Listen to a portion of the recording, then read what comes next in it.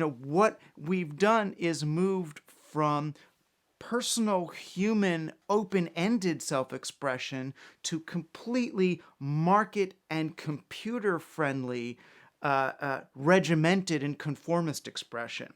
And that's because we've turned the net from a venue for self-expression to a way to render ourselves up onto the market. As a result, the internet does not foster humanity. The internet is about human beings conforming to the needs of technology as understood by the market, rather than human beings getting technology to extend and express what it means to be a human being.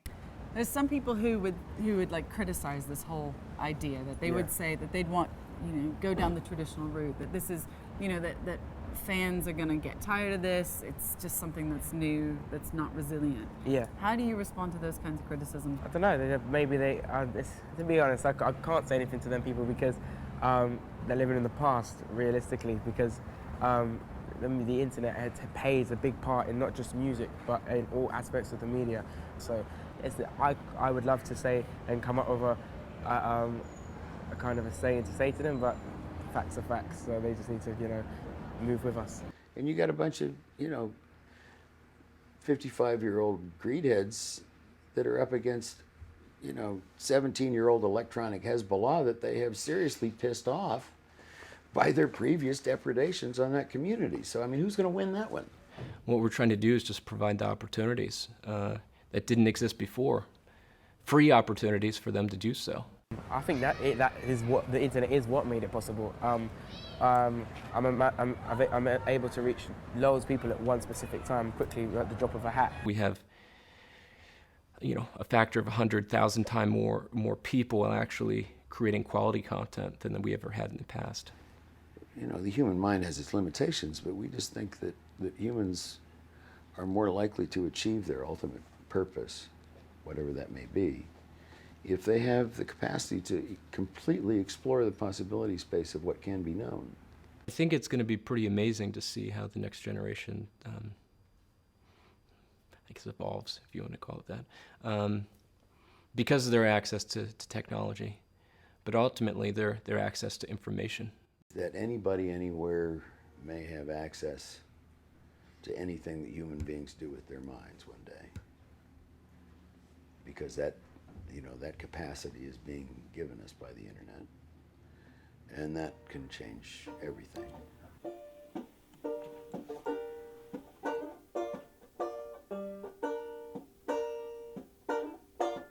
Technology definitely plays a huge role in getting art out there in the public. That's basically how we communicate nowadays, as kind of sad as it is. There's something about the internet that's quite big. You can just upload it online and have it there. I can take a camera and I don't have to know much about it, but I can make my movie. Because the internet is so accessible and everything goes to the internet, that is going to affect all art that's being made. We're just putting out as much as we can, and luckily we live in a time and age where we can do all the recording ourselves on really nice equipment. It's taking the music to a place of celebration that it's never been before. It's taking it straight to the heart of the people. But words are our roots. Language is our tree. The texture that stories have the power to create is fucking limitless.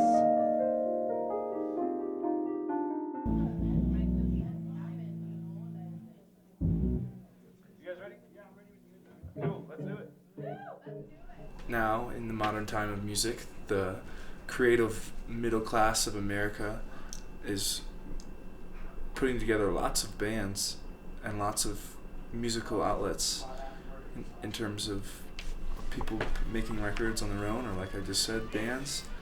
And this record is just another band from middle class creative America putting out a record. However, it's 7 records. Wavelength of Goodbye is a 77-track psychedelic journey which goes in and out of several different genres, several different musicians. It's a collaborative effort to make a statement. An oversaturated album for an oversaturated music industry. The whole idea is just kind of crazy, and as such, the project itself becomes this sort of, rolling energy that's really interesting. I think there's a challenge there that the guys just kind of latched onto immediately. The thrill of that challenge and the fun of doing the music. I think part of it is also having the studio so close to the band's home, in the home, We just think these are really just outrageous numbers that are just fun to play with, because if you're going to do something, just go big, So many people in life just go with the standard 11 songs, 12 songs, It's got to be perfect and overproduced. Like, we're going to have the produced stuff, but we're also going to have the lo-fi, just crap on there. And I think that's awesome. I think it's more than just 7 records. It's Japanese noise pop to folkloric mystical music to joke hip hop tracks and proving shamans, Native American people, jams and tunes from other artists and collaborations, crazy rap songs. Einstein's theory of relativity is all going to be included in that album. To well-crafted songwriting in which a 6-piece band is all putting in their arranged parts.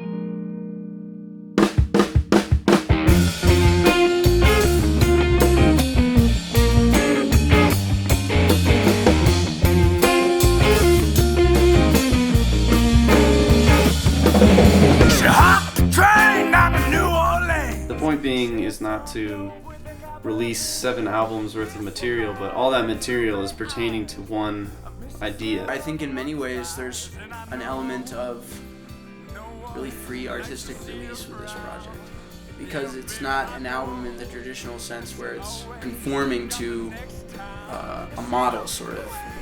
All these standards that people place on you are just absolute crap. Nothing that's revolutionary ever follows a certain mold. It breaks that mold. You gotta know the rules to break them, and that's kind of what we're going for. I want to record stuff that I've never heard before.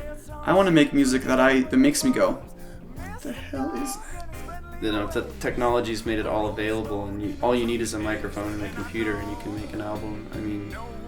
You just have to have the soul.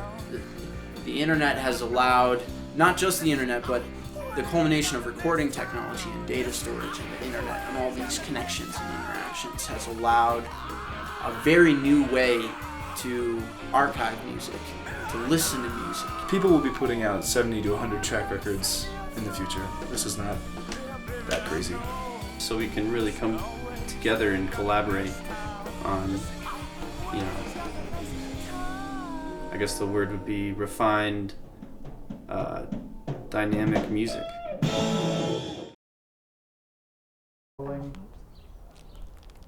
Action.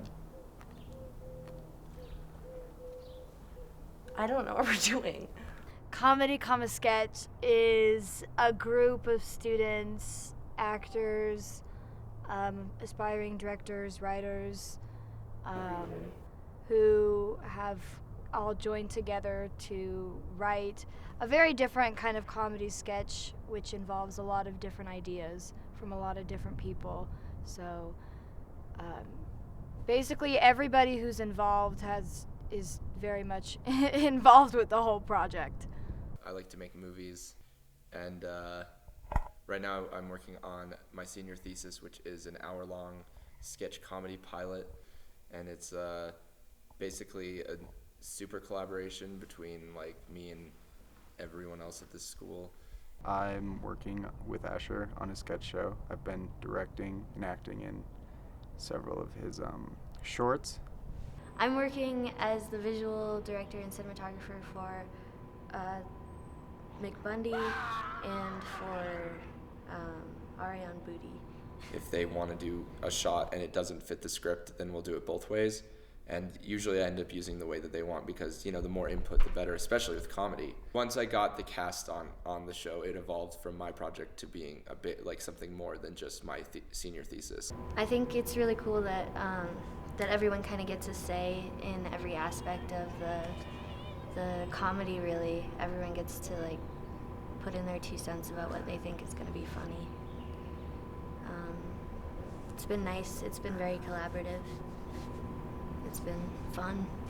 I think it's a magnificent example of what a lot of people can do working together over, a good period of time on something that would cost a lot and would take a lot of resources, and it's being done in a really cool, kind of efficient way. I really think that the way that Hollywood did it is just like they consume so much, and it just costs so much money. I mean, the budget for the, yes, granted, everyone has been dedicating their time for free, but so I haven't really been paying anyone. But like the cost of the show in terms of props and locations and stuff was virtually free. Maybe we spent about $500, and most of that would be like craft services for like the long shoots. But like as a writer, I feel like, especially in this generation, we have the only thing that's constraining us or limiting us at this point is our imagination. Now it gets personal. I think people get afraid when they see a younger generation come up and they're producing things that took them so much more money and time to produce when they were kind of starting out. So in a way, it kind of, I think for those people, they look at it like it kind of cheapens it, but I think in reality it doesn't. It just puts everybody on a level playing field. This project works because we can share it a lot easier than we could, I would say, like 20 years ago. I think that we can't completely get rid of the industry, but we can phase it out to a point to where we don't depend or need the industry to get anything we make out to the general public. And I feel like Hollywood really is like 90% industry. It's 90% business, and they want to keep it that way. They don't like this new movement of, oh, now everyone can make movies. Oh, now even like kids with just basic home computers can add explosions and like decent CGI to things. Like, they don't like that. That's very threatening. I do a lot of my own CGI stuff, and that 10 years ago, you'd have to go to like ILM to get animators to animate things and to like, create explosions, and they'd have to be there on set and like show you how to film things. And nowadays, it's all a matter of shooting it, bringing it into After Effects and throwing something on top of it and masking it out and, getting it to sync up with everything that you need. When you have something standardized, then you control it. So Hollywood wants to keep this monopoly on film, but it's just not going to happen. People who want to make films are artists. People who they're not businessmen. People who actually care about making films do not care about the profits. We've got to be the people who are striving for new ways to like tell stories and illustrate things, and they can worry about like the new way of capturing it, I guess. Cool. We're here for artists for positive social change. I'm a new media producer, which means, I essentially do everything. Make some noise for positive social change. Come on! Yeah! When I make a movie, I write the script, I shoot it, I find the music for it, I edit it. It's just the new way of doing things, and that's sort of the title I'd like to go by.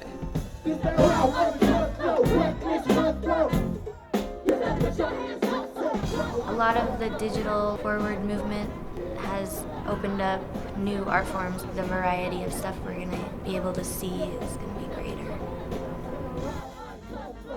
It's kind of like a free form, just like comedy art piece, I guess you could say.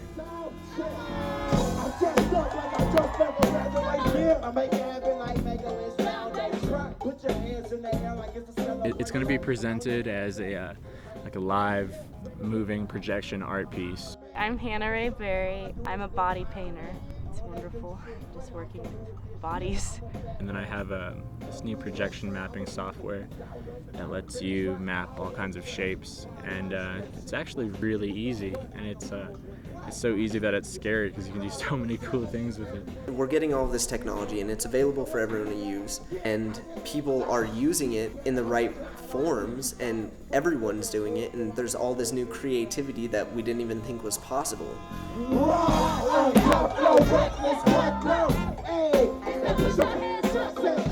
You really do have to compete with more people, and you have to have that much more of a unique voice to get noticed. So it just changes the whole process altogether, I think. I think we have some shameless orgasms in our world, but I think that's become part of the renaissance happening nowadays. And it's really, you know, it is a renaissance, but there is that sort of section of shameless orgasm that's happening with everything. Hollywood isn't a mystery. Music recording isn't a mystery. We can embrace it and experiment with it. Having all these different tools and ways to combine, it's just the things you can make are really unlimited. You can pretty much make almost anything with just a little bit more imagination now. So.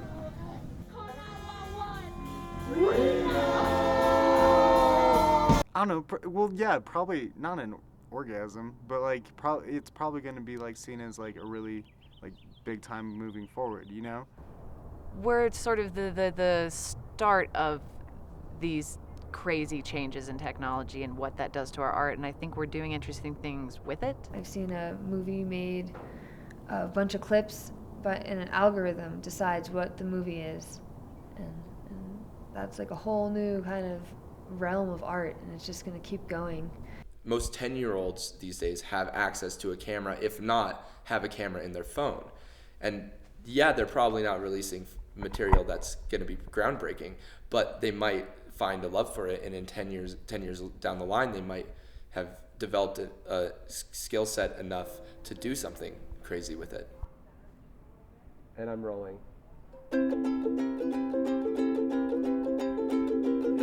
100 years from now, people will look back at this time as a spiritual renaissance and as an inner awakening of consciousness and mankind's ability to be aware and connected. There's going to be new ways of expressing ourselves that we can't even fathom at this point.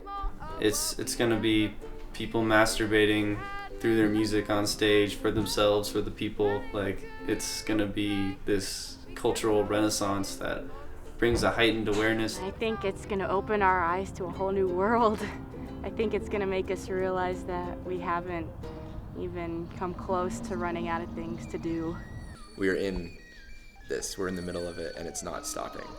And it's our responsibility to take it back and to make it into art again.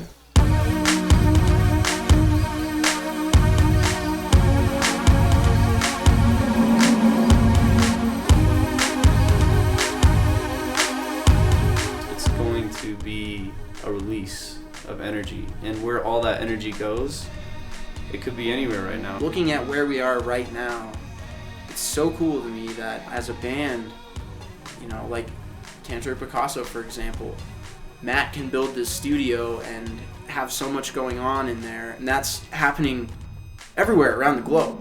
And it's like, go broke or go home, you know, you only live once, so it's like, why not try and do as much as you can. We live in a world where a 4-year-old could make a movie in a day. I could edit it for him, upload it, and 1 million people could see it within a week. Making new things will never be a wasted effort. Even if you make the shittiest movie on earth, you made something. You still made something. This kind of goal to create something new that's never before seen, just for the sake of doing it, I guess. When you're being beaten down with these negative mantras and the music is reflecting, you know, the ugliness of humanity, you know, that's where the music is starting to die, finally. We're going to be amazed, and it's going to change the world. Yeah, it's going to make us value the world more, finally. The economy sucks, but at least we can make art.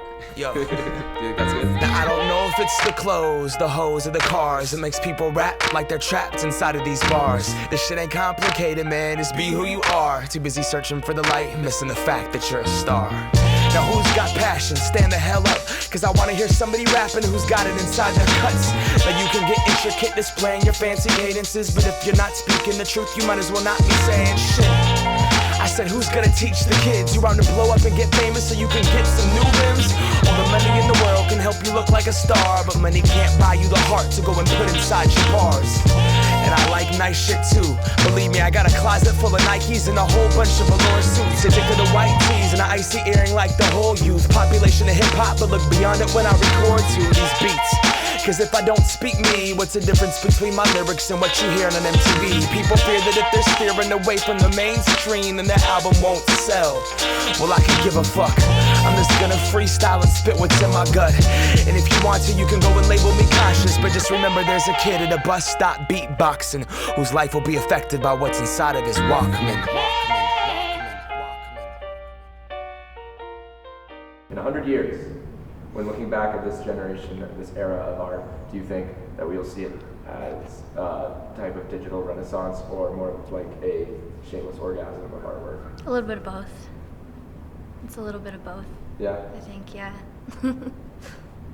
I mean, yeah. I don't know what else to say. I guess if there's anything that you should take from this is to just close your window and go fucking make something.